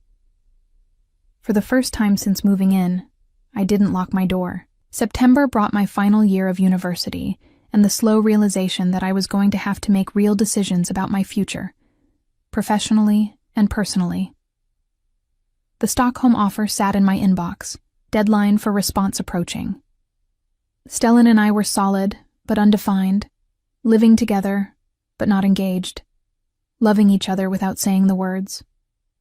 I was happy, I realized one morning while making coffee in our kitchen. Genuinely, uncomplicatedly happy in a way I hadn't been since before my marriage. The irony that this happiness involved the same man who'd made me miserable years ago wasn't lost on me. "You're thinking too loud," Stellan said, appearing in the doorway in his running clothes, hair damp with sweat. He'd started running in the mornings.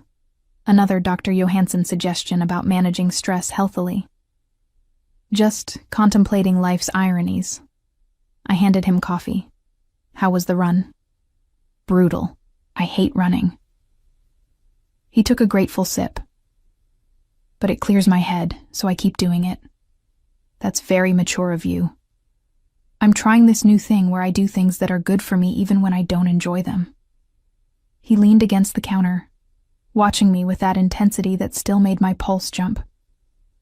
"Speaking of which, we should probably talk about Stockholm." I thought we were tabling that discussion. That was 6 weeks ago. The table has limited space. He set down his coffee. "Luna, I don't want to be the reason you don't take an incredible opportunity, but I also don't want to lose you because I'm too proud to admit I need you in my life. So what are you suggesting? Come with me. I want to show you something."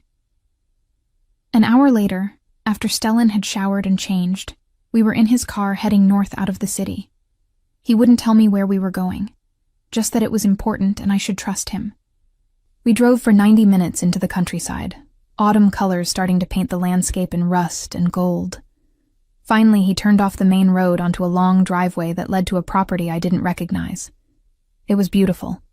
A renovated farmhouse on several acres. Modern updates that maintained the historic character. Outbuildings that had been converted into what looked like offices or studios. Gardens sprawling in all directions. Mature trees providing shade and privacy. "What is this?" I asked as we got out of the car. "A possibility."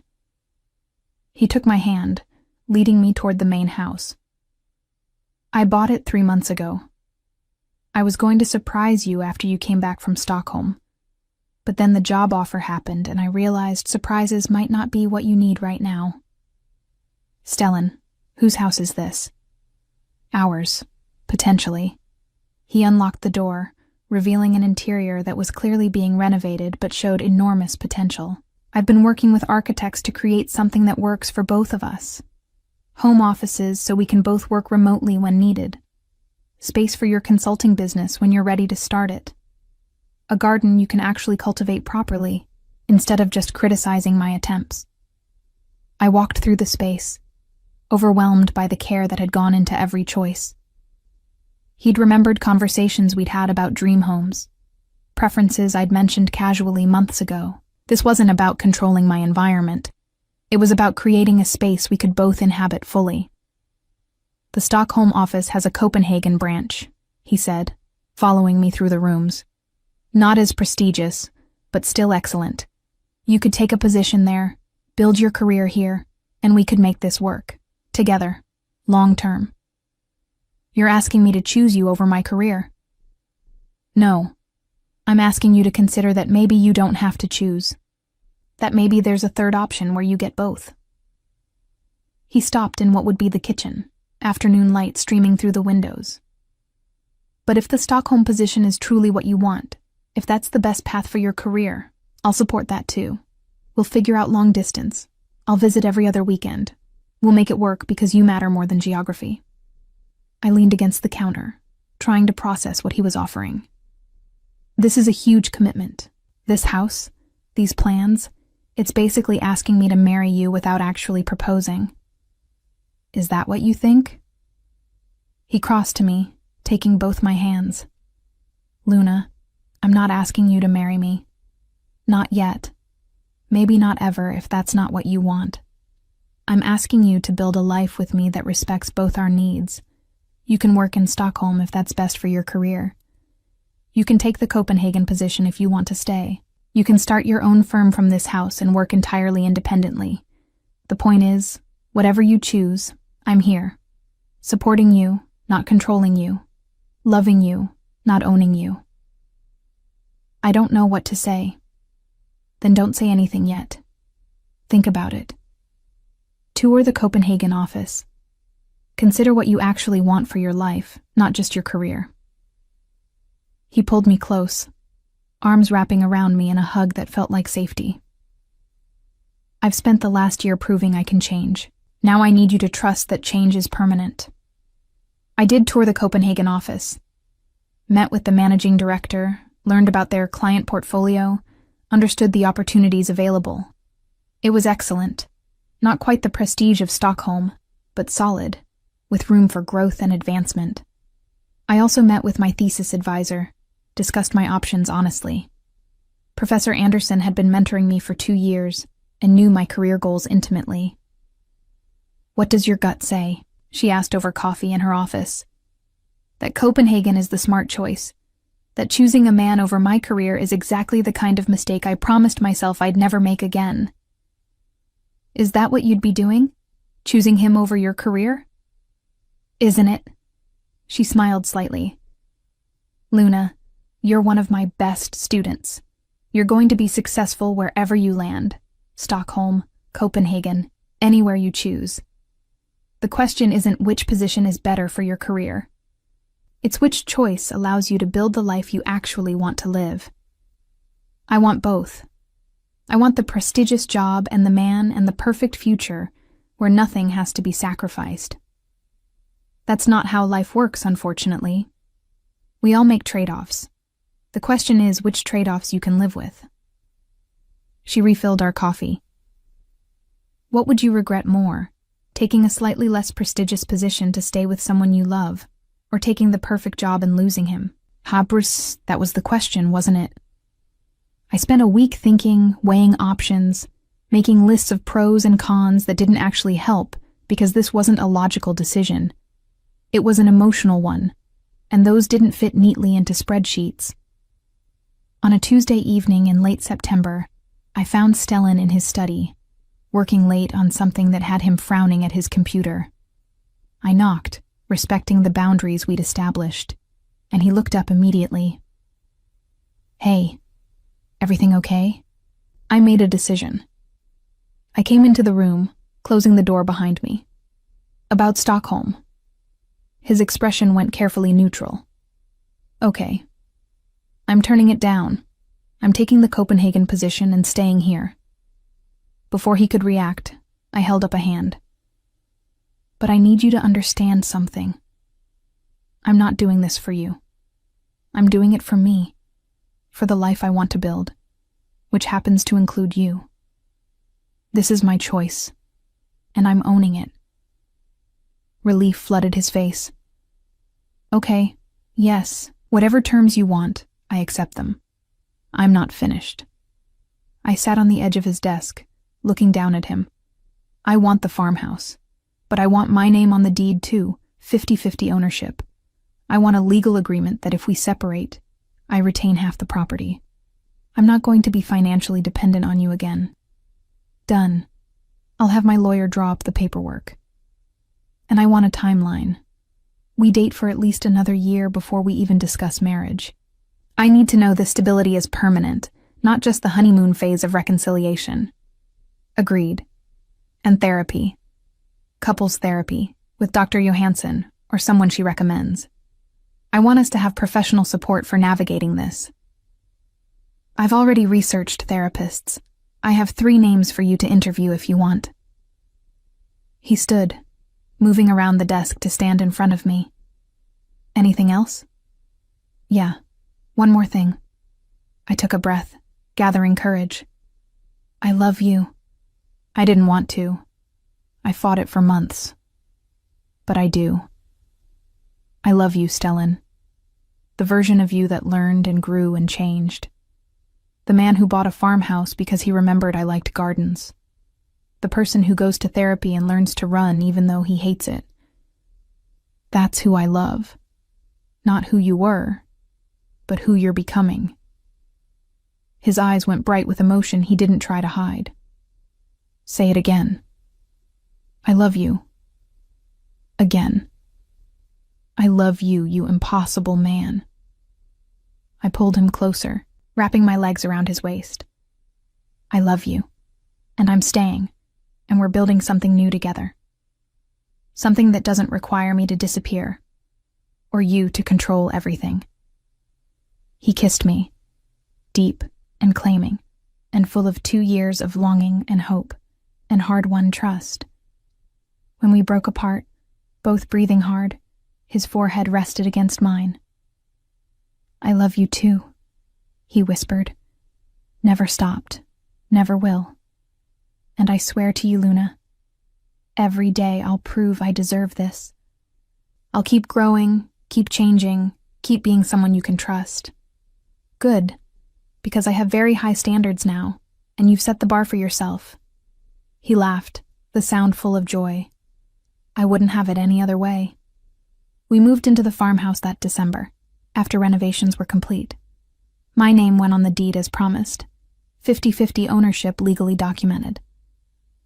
The Copenhagen office welcomed me for a January start date. Dr. Johansson referred us to a couples therapist who made us work harder than either of us expected. It wasn't perfect. We fought sometimes, about boundaries, about his lingering, controlling tendencies, about my tendency to withdraw instead of communicate when stressed. But we fought fair, with Dr. Bergstrom's tools, and we always came back to center. I started my position in January, throwing myself into work that challenged and excited me. Stellan completed his divestment from the illegitimate businesses, took a financial hit that made me wince, but emerged cleaner and lighter than I'd ever seen him. On Valentine's Day, exactly 2 years after I'd first reached out to him post-divorce, we cooked dinner together in our farmhouse kitchen.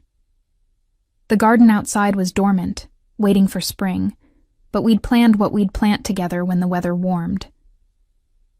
"I have something for you," Stellan said as we cleaned up after dinner. He looked nervous, which was unusual enough to make me pay attention. "If it's expensive jewelry, it's not." He pulled a small box from his pocket, but it wasn't ring-sized. "Open it." Inside was a key. Plain, simple, house key. "I don't understand. I already have a key to the house." "Not to the house. To me." He took the key out, showing me an inscription I'd missed. "Always yours to keep or leave." So, it's symbolic. A reminder that you're never locked in, never trapped. You can walk away anytime and I'll understand. You have the key to your own freedom. My throat went tight with emotion. "That's the most romantic thing you've ever given me." "Better than expensive jewelry?" "So much better." I kissed him softly. "Though I reserve the right to also accept expensive jewelry in the future if the mood strikes you." "Noted." He pulled me close, swaying slightly to music only he could hear. "Happy Valentine's Day, Luna. Happy anniversary of me finally being brave enough to call you." I rested my head against his chest, listening to his heartbeat. "Best decision I've ever made." "Even better than divorcing me?" "That was the second best decision. This is the best one. Choosing to come back, but on my own terms." We stood there in our kitchen, in our house, in the life we'd built together from the ruins of something that hadn't worked. It wasn't the fairy tale I'd imagined at 22. It was better, messy, complicated, real, and it was ours.